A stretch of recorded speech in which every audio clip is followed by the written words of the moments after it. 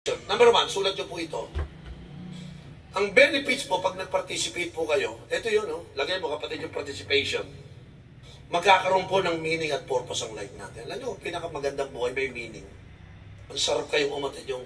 Subukan nung umatid ka mag-isa, pagpunta ng church, nagmamadali ka pag ikaw lang mag-isa. Pero pag alam mo, may sinama ka, yung alam mo, dating drug addict, broken family. Di ba, tapos nakita mo, nababago life. Sabi mo, tapos nalapit siya, salamat ate. Kung hindi sa'yo, hindi ako nakakilala. Di ba, very meaningful yung life mo. Hindi mo pa nagagawa yung kahit kanino. But now you're beginning to help someone. Your life has a purpose. Your life has a meaning. Why not live a meaningful life by helping other people? Tuwing nagpa-participate kayo, naglalakad kayo, maulan, nagtatakbuhan kayo, nakangiti ka pa kasi inihila mo yung ini-invite mo. Nabasa ka sa pawis, napagod ka, pero masaya ka. Alam mo kung bakit? May meaning kung bakit ka nabasa sa ulan. Amen. Napagod ka, pero may meaning kung bakit ka napagod. Minsan naubos yung pera mo, nilibre mo siya, pero may meaning kung bakit naubos yung pera mo. Sino sa inyo gusto nyo maging meaningful ang life nyo? Ha? Wala. Tatlo lang ang may gusto dito. Lord, salamat sa tatlo. Amen? Taas yung kamay, gusto mo maging meaningful ang life nyo. Taas yung mabuti. Lahat naman pala tayo sa totoo lang, ito yung magiging pinakamasayang simbahan sapagkat ang mga tao dito ay meaningful at purposeful ang life. Yan po yung una, mahalaga yan. Tuwing nagpa-participate ako sa ginagawa ng Diyos, meaningful. Oo, Pablo, iniwan mo nga ako dito sa mga abusayap Pero alam mo, gusto ko ibalita si Apostol Pablo, hindi na sila abusayap ngayon. Disciple na sila ng Panginoon. Nagpunta ako dyan kahapon, galing ako ng Pagadian. Tumating po yung mga disciple ng Patikol. At saka ng mga disciple na galing po doon sa Basilan. Pagpunta ko doon, sabi ko, kumusta kayo?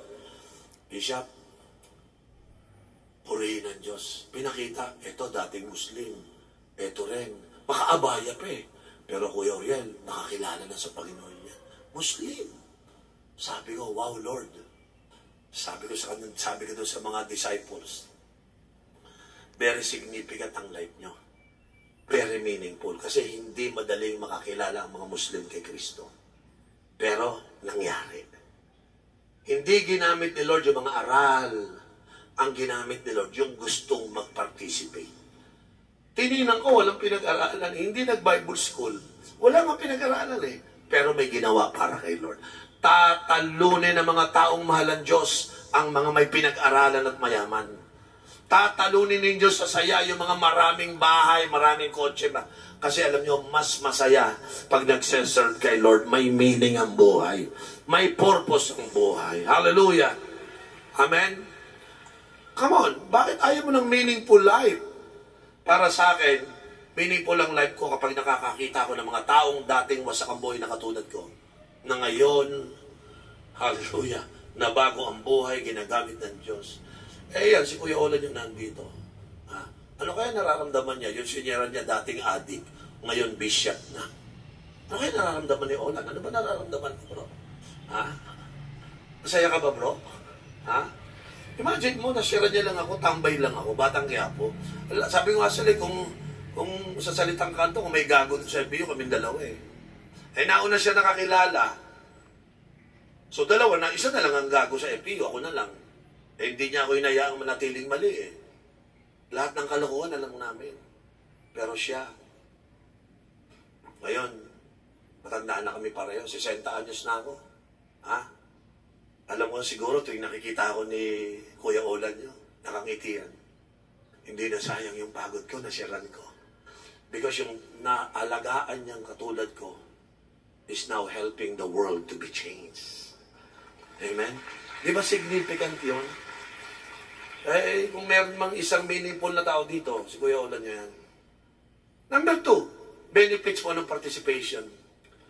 Participation highlights the transformative power of a small act of kindness. Yung kapatid natin si Kuya Olan nyo, hindi naman yan Billy Graham Estudyante lang din Pero, nakakilala ko doon sa kanyang small act of kindness. Alam nyo ba, nakakilala ko Tara, sama ka naman bro. Sama ka sa akin. Saan? Meron tayong may gawais. Minsan lang, pagbigyan mo naman ako. Yung ganun, di naman big time yun eh. Sabi ko, sige, sama ko. Pagsama ko, doon ako nakakilala sa Panginoon. Hindi naman niya ako binigyan ng 10,000 piso para sumama. Hindi niya ako nilibre sa merienda para ako sumama eh. Ay, ang ginawa niya lang, small act of kindness, which is kaya niyo lahat gawin para makatulong kayo sa isang kaluluwang nangangailangan. Kaya Amen, nagdo-drawing ako. Architecture student kami. Bangag ako, naka-chonky ako eh. Dumating siya, sabi niya sa akin, uy, ano ginagawa mo? Tinatapos ko tong plates ko eh. Kung natatanda ni Kuya Oso, sabi niya sa akin, ikukwento ako sa'yo. Grabe. Bangag ako, kinukwento sa akin, Revelations. Yung mga lumilipad na helicopter, yung mga dragon, yun ang kinukwento niya. Ako naman bangag, naiisip kung ano-ano yun. Diba? Yun lang, nagsasalita lang siya. Pero yung kindness, nararamdaman ko. Alam niyo, paano ako nakakilala sa Panginoon? Hindi siya mayaman, hindi siya matalinong tao, sa isang mabuting tao lang. Lahat kayo, Christian na kayo, mabuting tao na kayo. One day, makikita niyo yung siniran mo. Sabi ko, wala mong pinakamasaya dito, yung tao na yun eh, si Olan. Alam ko siya, pinakamasaya dito.